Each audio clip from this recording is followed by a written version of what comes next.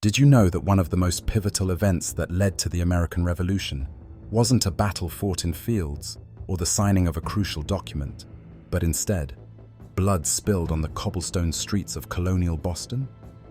That's right. Today, we're diving deep into the Boston Massacre, a moment in history you think you know, but probably don't. What led to this deadly confrontation? Was it really a massacre? And how did this single event light the fuse for a revolution that would change the world forever? Hold on to your seats. Let me take you back to 1770, a cold, tense winter in a city on the brink of chaos. Picture this: Boston, a city choking under the weight of British rule. The Crown had sent more than 2,000 soldiers to occupy a city of just 15,000 colonists. Why?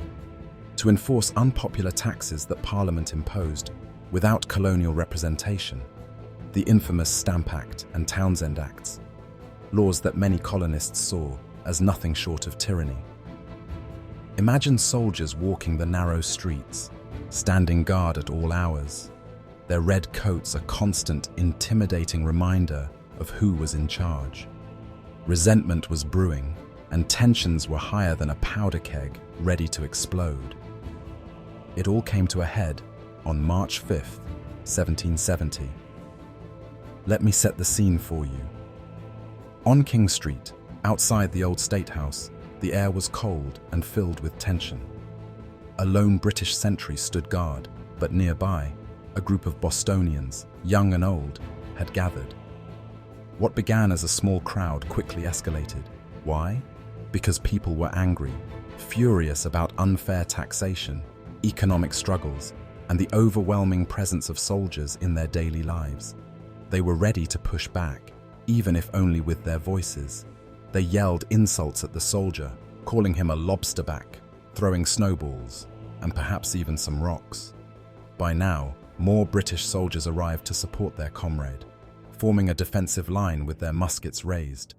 But the crowd didn't disperse. In fact, it grew. This was no longer just an argument.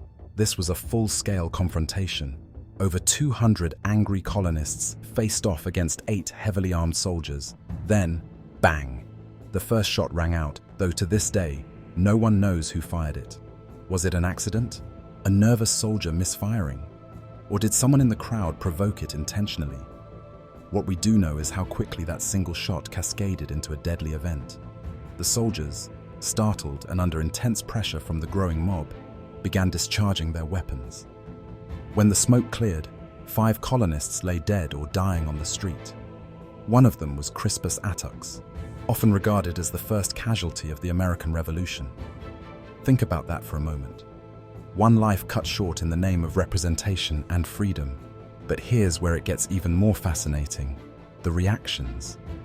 News of the encounter spread like wildfire, and soon, leaders of the burgeoning revolutionary movement seized the moment to rally colonial outrage. Let me introduce you to a central figure, Paul Revere.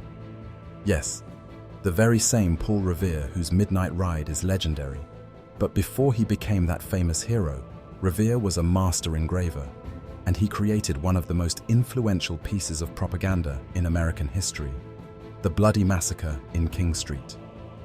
Revere's engraving portrayed the British soldiers as ruthless murderers, firing into a defenseless and peaceful crowd. It's a powerful image, but is it entirely accurate? Not quite. Historians now know the reality was far more chaotic and complex. That doesn't matter, though. What matters is the effect this piece of propaganda had. Colonists from New Hampshire to Georgia were enraged. This wasn't just a local grievance anymore. This was a colony-wide rallying cry for justice, independence, and liberty. But let's pause for a second. How did the British soldiers fare in the aftermath? Were they simply let off the hook? Surprisingly, no. The soldiers involved in the Boston Massacre were put on trial. But get this, their defense lawyer was none other than John Adams, who would later become the second president of the United States. Imagine that. One of the most ardent supporters of American independence chose to defend the very men accused of killing fellow colonists. Why, you ask? Because Adams believed in the rule of law and the right to a fair trial. A bold move, no doubt, but it worked. Adams argued that the soldiers acted in self-defense against an unruly mob. In the end, 6 soldiers were acquitted, and 2 were found guilty of manslaughter, their punishment being a branding on the thumb. Just think about that. The event could have escalated further had the trial gone another way.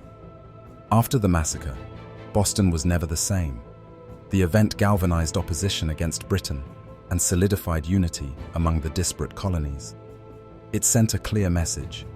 Resistance was not only possible, but inevitable.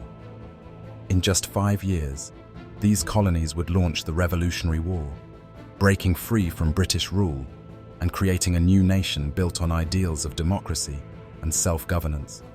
And to think it all started with a few snowballs, some raised voices, and the tragic loss of 5 lives on a bitter night in Boston. So was it really a massacre? Well, that depends on who's telling the story. To loyalists, it was an unfortunate incident blown out of proportion. To patriots, it was the ultimate symbol of British tyranny. And to historians, it remains a haunting reminder of how small sparks can ignite revolutions. Let's leave you with this. History, much like the Boston Massacre, often resides in murky grey areas. The truth may not be as clear-cut or as simple as the engravings or headlines suggest, but the impact of such moments is undeniable. And the Boston Massacre? Well, it left a bloodstain not just on the streets of colonial Boston, but on the pages of history forever. Thank you for watching this episode of Fascinating History. Don't forget to like, share, and subscribe to explore more secrets of the past. Until next time, stay curious.